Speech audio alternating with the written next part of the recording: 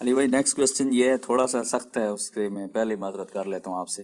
جیسا کہ آپ اکثر یہ کہتے رہتے ہیں کہ یہ کرامتیں اور یہ ساری چیزیں پہلے ہوا کرتی تھیں، آج کل میڈیا کا دور ہے، یوٹیوب ہے، تو ثابت کریں اگر کوئی کرامت کرتا ہے، یا تو آج کل میڈیا کا دور اور سائنس کے دور میں میڈیکلی بھی ہر چیز پروو ہو سکتی ہے، تو سیم یہی اعتراض جو منکرین حدیث ہیں یا منکرین دین کے منکر ہیں، ملحد ہیں، وہ بھی یہی اعتراض انبیاء پہ کرتے ہیں کہ ہمیں آج دکھائیں، آج کیوں نہیں معجزے ہو رہے؟ آج بھی تو ہمیں کوئی میڈیکلی کوئی معاذ اللہ آج کوئی نبی آ جائے، وہ آ کے اپنے آپ کو یوٹیوب پہ پروف کرے، فیس بک پہ پروف کرے کہ وہ آج کل کے زمانے میں زیادہ نبی کی ضرورت ہے، تو آج کل کیوں نہیں آ رہے؟ یہ یہ دو پرانے الگ معجزے اعتراض ہے نا، پہلے تو مسلمانوں سے دو دو ہاتھ کریں نا، پھر ان کی طرف آئیں گے۔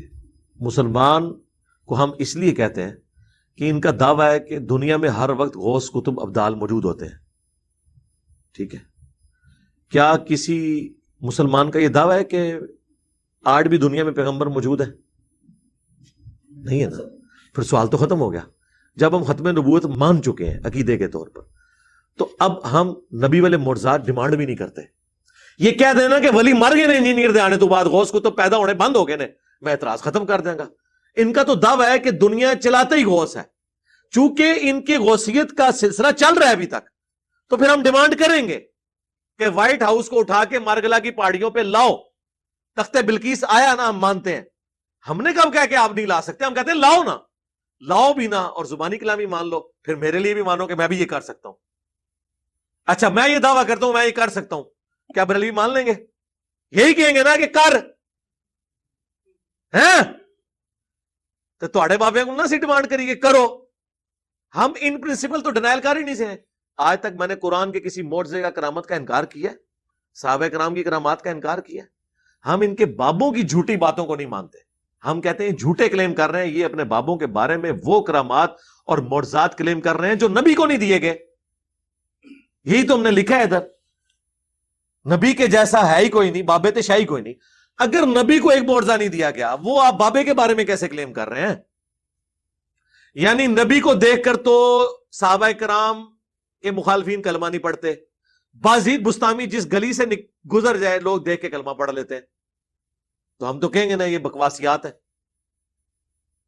اور اگر یہی بات ہے تو پھر ہمیں مانے ولی اللہ، ہمیں دیکھ کے نہیں، ہماری ویڈیوز دیکھ کے لوگوں نے بریلویت چھوڑ دی ہے، ان کا مسلک چھوڑ دیا نا، ٹھیک ہے نا؟ ان کی نظر میں کلمہ پڑھ کے وہ ادھر آ گئے نا، تو پھر ہمیں مان لیں اولیاء اللہ۔ اب آ جائیں ملحدین کی طرف، ان سے ہمارا جو بون آف کنٹینشن ہے وہ پروفٹ کی ذات ہے ہی نہیں ہے۔ ہم بار بار کہتے ہیں ہمارا ایشو ہے ایگزسٹنس آف گاڈ۔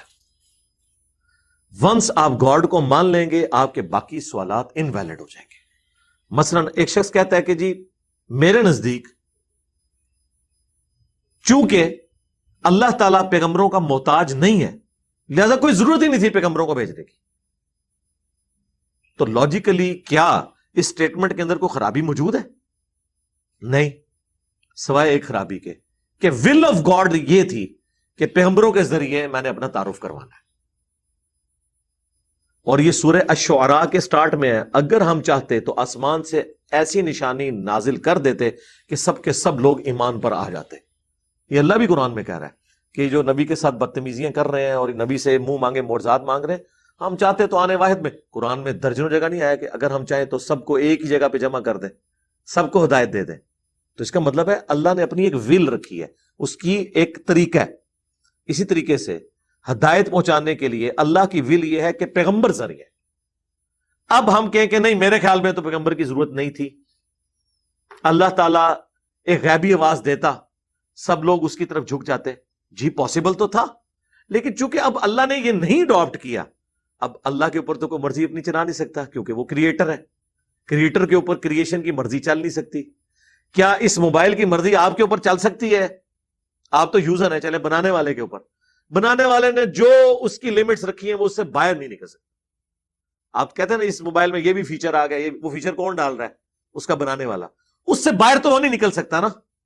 جس موبائل کے اندر فیچر نہیں ہے، مثلا اب یہ جو میرے موبائل میں جو استعمال کرتا ہوں اس کے اندر اب بلوٹوتھ موجود ہے لیکن اس کے اندر یوٹیوب نہیں چلتی، تو اب اس میں فیچر ہے ہی نہیں ہے، تو یہ ڈیمانڈ ہی غلط ہے، کیونکہ بنانے والے نے اس کو ویسے بنایا۔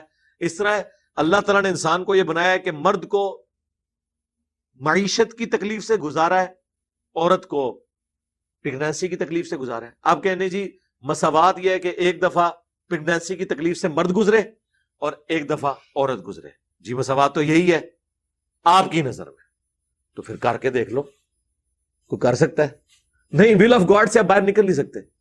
لہذا خدا کو مانے تو پھر خدا کی ول ماننی پڑے گی۔ اب آپ ہزار سوال بھی کریں اس میں، آپ اگر کہیں گے نا آپ پیغمبروں کی زیادہ ضرورت تھی، ہم کہیں گے ول آف گاڈ، آپ کون ہوتے ہیں ڈیسائیڈ کرنے والے؟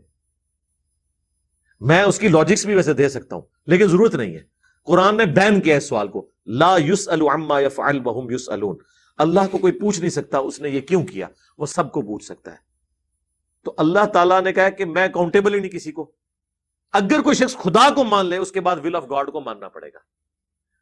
خدا کو ماننے یا نہ ماننے سے یہ چیز کوئی متعلقہ نہیں ہے کہ نبی علیہ السلام نے 11 شادیاں کیوں کی، اس کا اس سے کیا لینا دینا؟ رسول اللہ سے پہلے خدا نہیں تھا؟ تو آخری پیغمبر ہے، انسانیت تو کب سے چل رہی ہے؟ کیا اللہ کی ذات کسی پیغمبر کی محتاج ہے؟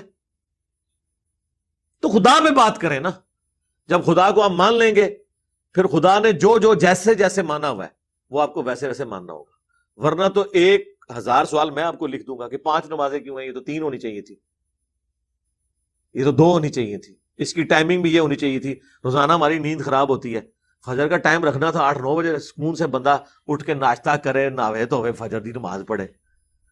ایک گرمی رات چھوٹی، اوپر سے پھر صبح 4 بجے اٹھنا تکلیف دہ چیز ہے۔ تو آپ ان ساری باتوں کے جواب میں کیا کہیں گے؟ ول آف گاڈ ہے، یہ اللہ نے آزمائش رکھی ہے، اس کے اگینسٹ جنت ملنے والی، یہ پلان ہے نا اللہ کا۔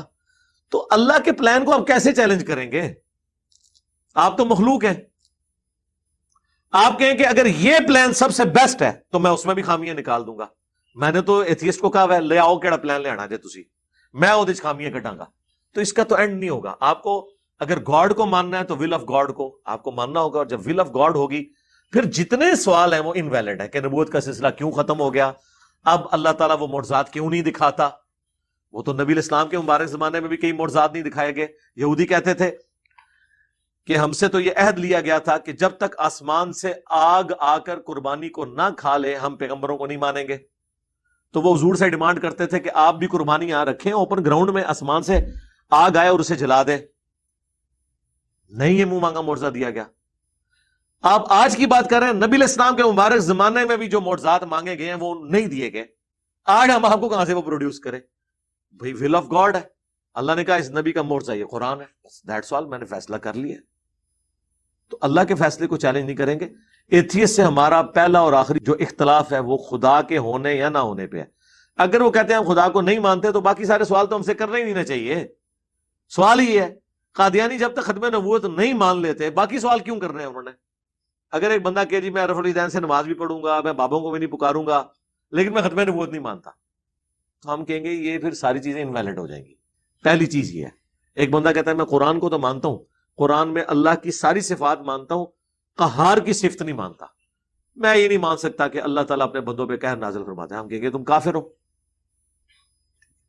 تو ضروریات دین کو ماننا بھی ضروری ہوتا ہے۔